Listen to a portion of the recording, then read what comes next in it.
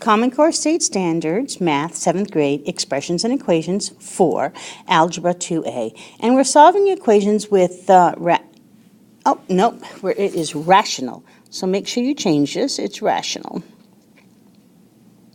Coefficients. And coefficients are the number part of a term.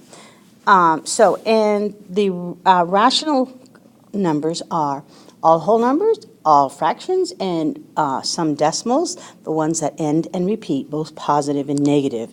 So here we are adding everything what we've learned in previous lessons into this. Okay, so I'm going to rewrite this to be 16 equals 0.25x. And in fact, if you want to, you can flip it around because I like the variable on the left side. So I'm going to change it around. 0.25x equals 16. All right, so either way, it works. But we're working on the x side. So we have 2500x, so we're working on the x side. And we ask ourselves, what did we do to the x? We're multiplying it by 2500ths, so we're going to divide by 0.25. But to do that, you need to keep it balanced, so you do it on both sides, so you divide by 0.25 here.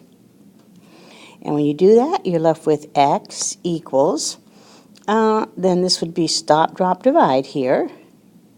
And let's go through the division.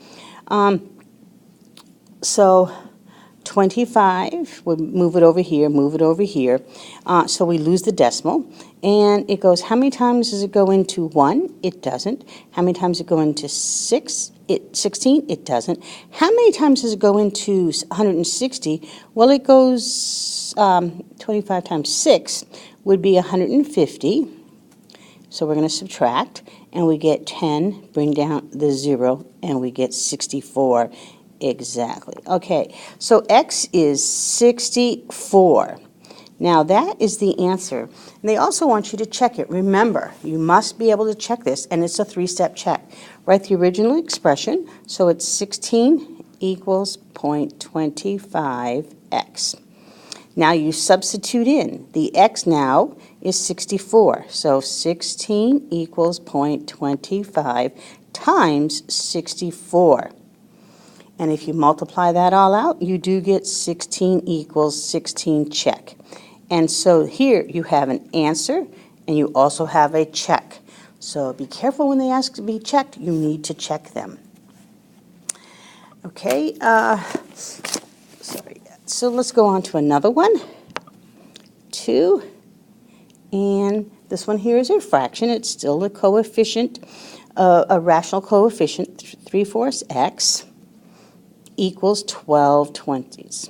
So all your fraction rules come in, and all your balancing rules come in. All right, so we're working on the x side. And 3/4 is multiplying by x. So we want to divide. And when we divide by a fraction, we flip and multiply because we really want it to be 1. And so 3/4, it's a whole fraction. So we're going to go 4/3 times 3/4 because we're getting the coefficient of 1 equals 12 times 20. But we have to multiply what we did on this side too, times 4/3, the reciprocal. Because dividing by a fraction is you flip and multiply, or you keep, change, flip. And so let's go over this. So 4/3 times 3/3. If you look at this, the reason why you do the reciprocal is this becomes a 1, because that cross simplifies, and I forgot the x, cross simplifies to 1. So now we have the coefficient of x, which is what we want. X equals, and now we multiply on the other side. And if we want to cross simplify here, that'd be easier. So 3, a factor, we can take here and a factor here, and we can take a factor of 4 and a factor of 4 here. So we actually become 4 times 1 is 4, and 5 times 1 is 5. And when you have the numerator 1 less than the denominator, you are simplified. Let's do it one more time. I know it's a long video, but let's look at it. So now we're pulling everything we know. We're going to be pulling negative rules, fraction rules, and balancing rules. So negative 7/9. So now we've got lots to look at, and I'm going to say k equals 5. Okay, we are working on the x side. Okay, what is happening here? It's being multiplied, k is being multiplied by negative 7/9. So it's a whole fraction, so we're going to flip and multiply it so we get the coefficient of 1. So that would be negative 9/7 times 7/9 negative, because it's negative, equals 5. But we have to do it on both sides, negative 9/7. That's the algebra part. So if we have a negative and a negative, we have a positive, and this becomes I forgot the k again. Sorry, the coefficient. Let me write that out in black, coefficient k. And when we do that, we get a 1, because negative and negative is a positive 1, and that would be a single k equals, and we're on the other side now. We're going to make this whole number a fraction, so poof, there you go, and you can multiply across. Numerator to numerator, 9 times 5 is 45, and 1 times 7. So stop, drop, divide, because you have an improper fraction.